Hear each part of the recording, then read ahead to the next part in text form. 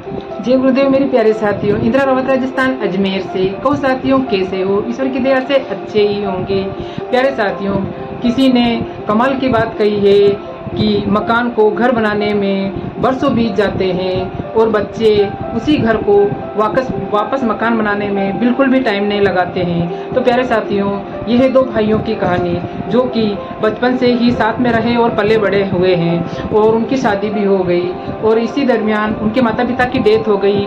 तो दोनों भाई अपनी पत्नियों के साथ और अपने बच्चों के साथ एक ही घर में ऊपर नीचे वाले बंगले में शिफ्ट हो गए और अपनी अपनी ज़िंदगी में मस्त रहने लगे। किसी को किसी से कोई मतलब ही नहीं था और एक मकान में रहते हुए भी उन लोगों को ऐसा लगता था कि हम अलग अलग परिवार से हैं और अलग अलग अनजान परिवार के सदस्य हैं। क्योंकि जब वो बड़ा भाई जो सर्विस पे जाता था तो उसका टाइम थोड़ा जल्दी का था और छोटे भाई का टाइम थोड़ा सा लेट का था। तो जो छोटा भाई लेट आता था तो अपनी गाड़ी को बड़े भाई की गाड़ी के पीछे ही खड़ा करता था और सवेरे बड़ा भाई जल्दी काम पे जाता था तो वो नीचे से आवाज़ लगाता कि गाड़ी को हटाओ, गाड़ी को हटाओ। तो छोटे भाई को ऐसा लगता था कि सवेरे सवेरे ये चिल्लाते रहते हैं और ऐसे चिल्लाहट भरी अपनी निगाहों से उसको देखते और अपनी गाड़ी को हटाते। और कभी कभी ऐसे महसूस करते कि जब छोटे भाई के बच्चे ऊपर आंगन में खेलते तो बड़े वाले भाई जो हैं वो कहते कि आवाज़ें आ रही है और ऐसी आवाज़ें बंद करो, हमें डिस्टर्ब होता है। ऐसा करके उसके दिल के अंदर ऐसा लगने लगा कि ये हमारे को नहीं चाहते हैं। इस प्रकार वक्त बीत रहा था। लेकिन एक दिन ऐसा हुआ कि मोहल्ले में कुछ लड़के, काफ़ी 8-10 लड़के थे जो कि उस घर के अंदर चंदा लेने के लिए आए। ऐसा होता है कि जहाँ कहीं दीवार बनाते हैं या कोई प्रोग्राम करते हैं तो प्रत्येक घर के अंदर चंदा लेने के लिए आते हैं। तो उस घर के अंदर वो चंदा लेने आए तो बड़े भैया ने उनसे बात करने लगे और छोटा भाई जो था वो ऊपर के माले से उनको देख रहा था कि क्या बात होती है।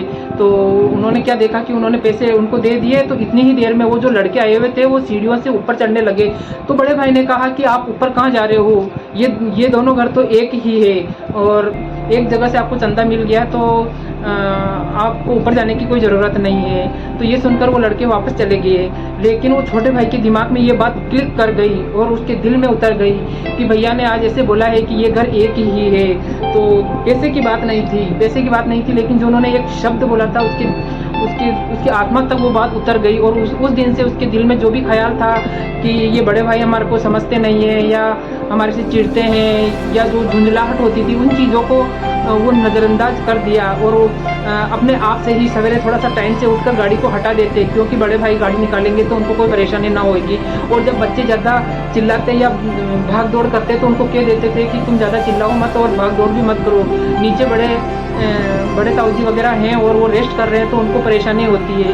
क्योंकि अब उनको समझ में आ गया था कि मन के अंदर ऐसी झुंझलाहट रखने से कोई मतलब नहीं है। अगर हम आगे बढ़कर अगर हम इन जो भी कोई प्रॉब्लम है उसको सोल्व करें तो ज़िंदगी बहुत ही आसान हो जाती है।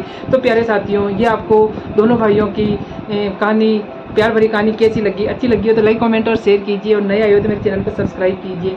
जय गुरुदेव।